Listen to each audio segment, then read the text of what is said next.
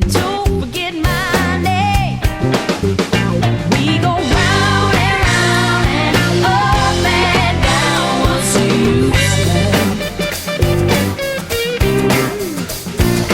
weaving waves and spinning threads. I refuse. So really nice to meet you and actually speak with you in person. I've been listening to your music for quite some time now. Oh, awesome. And I see that you're actually a writer as well. I am, yeah. That's what my degree was in from college, so. Where'd you go to college? I went to Loyola. I was supposed to go to film school in Georgia, but then the storm happened, and during that time I started a band, so I figured I would stay in town. Did you stay through the whole Katrina? We evacuated to Baton Rouge, and then we sort of bounced around a little bit. We wound up in Atlanta for a little while, and then I think we came back, and I came back in February, I want to say. Were you a musician prior to that, or did that sort of change things for you? I've sort of always been a musician. I was always singing and trying to be the center of attention. And so I started playing guitar when I was about 10. So you're born and bred New Orleans? I am, yeah. I took a little break. I went to boarding school for high school. But I've been here in the same house pretty much my whole life. Wow. So you grew up surrounded by music, I would assume, growing up in New Orleans. Oh, yeah. I grew up going to Dad's Fest every year with my family. My dad was always playing WWOZ, which is now the radio station that plays me. It's very bizarre. My next question was going to be, you grew up going to Jazz Fest, now you play there. So what does that feel like? It's surreal. Yeah. The first Jazz Fest that we played, I was so excited, and we had so many gigs that I just wore myself out, and I wound up tearing my vocal cords on stage at Jazz Fest. Oh, my God. It was like, oh, God, it was terrible. But nobody seemed to notice. Everybody, we still got a whole lot of new fans. Nobody was asking me, what happened up there, and I was freaking out, but I'm much more critical of myself than other people are.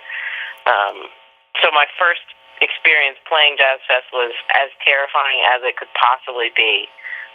Wow. So it gets easier now. So let's talk about your guitar. You play rhythm. I do. Which I always find it's interesting because I saw a quote that you said about, not shredding and lighting your guitar on fire. And I wondered, how that, do you feel pressure to be, is there pressure to be that sort of a guitar player? Yes, there definitely is. Really? We do, we do this duo stuff and this trio stuff, and every once in a while there's one person in the crowd that's like, solo! Like, you're missing the point of what we're doing. Mm-hmm. But I've learned to let that go. Some of my favorite musicians are rhythm guitarists. Bill Withers wasn't out there doing Jimi Hendrix stuff. And the same with a buddy of mine, Mark Broussard. He has a lead guitarist. He's already doing what he needs to be doing up there, and that was a lesson that I had to learn, that I'm doing what I need to be doing, and people are feeling what I'm doing, and that's good. I secretly practice shredding at home. But, you do? Okay. And now you're the band leader, correct? I am, which is difficult. I was just going to ask that question. And I'm very interested in sort of your experience as a female musician, and what kind of challenges that's brought you. And I want because your band is all men, right? Yeah. Well, what's that like? It's awesome. I'm very hesitant to have another woman in my band. I'm very paranoid about another woman coming in and being just as crazy as I am. I don't know. I can't have two cooks in the kitchen. You know what I mean? I do. I totally. I don't know. Women can be more difficult sometimes in my personal experience than men. I've always been much better with guy friends, and I just, male interaction comes much more easily to me than female. So it's very intentional that my band is a bunch of dudes.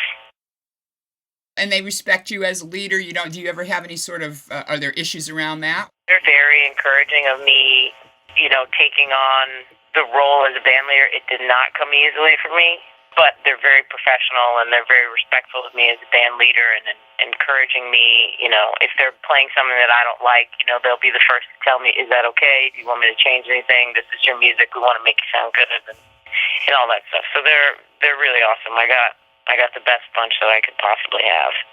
That's great. And, I wonder, because not everybody has that experience, it's challenging, for women in music. It's really a landscape that's been so male dominated for so long. I've played with some not so nice people and I don't play with them anymore. I don't blame you. So I know what I have with these guys is rare and it's not the typical experience for a woman in the music business, and I've definitely experienced some downsides. I know I don't get paid what guys get paid, but whatever. I'll get there. It's just a few more steps that I have to take as a woman in the business, and I'm okay with that. And so small steps. How do you overcome, sort of, because women can be very marginalized by their gender. I mean, I think they can be treated very differently. Any stories that you want to share with me that were like that? There are some festivals that I've played where I've been the only woman, and I've done, I've had the same opening slot for, 2-3 years. That's kind of a slap in the face. Instead of moving up in the lineup. Yeah, there have been instances where it feels like I'm just stuck standing still, and all these guys around me are moving forward. But at the same time, I mean, I'm still, at the end of the day, having a really good time doing what I'm doing. And, yeah, financially it's not easy. But, I mean, it's all right. I'm making do with what I got. You've actually accomplished, quite a lot for someone your age, too. I mean, I look at, the number of CDs that you've come out with, and, and you're a songwriter, so you have your own label, you have your own band. I love your tattoo. Gorgeous. I'm a big tattoo fan, actually. Oh, me too. Oh, love them. Do you have more than the one? Yeah, I think I have about 12. Oh, wow. Awesome. What? That's great. And what are they of? Well, first, tell me about the quote. What made you, I love it, and what made you choose that particular quote? My mother was a big Che fan. Mm-hmm. She actually named my brother after him. That's not his birth name. He's the fifth of all the men in my family, so he needed another name to distinguish himself from all the others. And so as soon as he was born, she just started calling him Che. His name is not Ernesto, which is the name that Che is short for. But we just always called him Che, just because she loved Che Guevara so much. And so that was, she always had his books and books about him and stuff. And so I read up on him, and I see every movie that comes out about him, and I knew that I wanted to get something to simultaneously honor him and my brother and my mother all at once, and so I got that quote.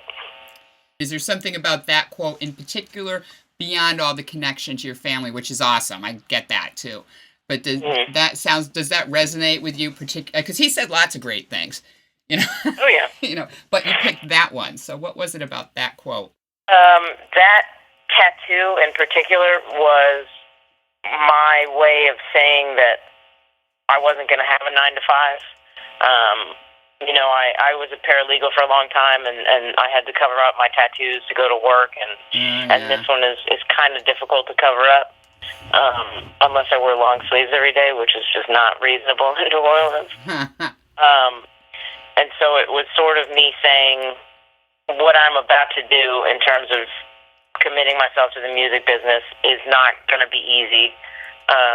And there are other paths that I could take that could be easy. I could continue, being a paralegal and pay my way through law school and blah, blah, blah. Mm-hmm. Or I could, be a starving artist and try and make it that way. But I would rather be happy and do what fulfills me emotionally than try and keep my bank account steady. That's fabulous. I admire that. So this has been awesome, and thanks again, and it's been great talking to you. Thank you very much. You too. You're welcome. Bye-bye. Bye. I was born on the river. I was born a sinner.